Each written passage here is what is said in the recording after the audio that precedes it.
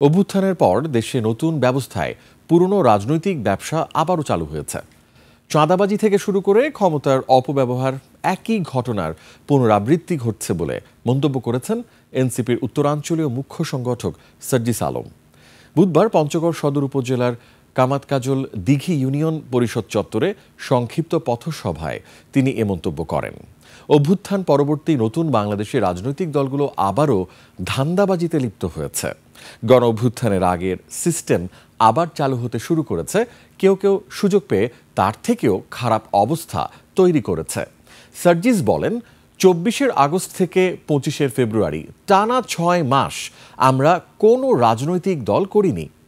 যখন দেখলাম নতুন করে বাংলাদেশের হাল যদি না ধরি তাহলে ঘুরে ফিরে আগের মতোই কালো শকুনের হাতে দেশটি চলে যাবে।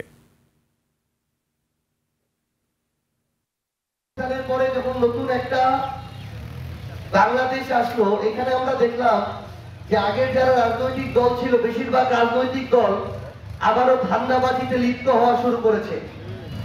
আগের যা সিস্টেম, ওই সিস্টেম আবার নতুন করে চালু হওয়া শুরু করেছে এবং কেউ কেউ সুযোগ পেয়ে তার চেয়ে খারাপ অবস্থা তৈরি করা শুরু করেছে।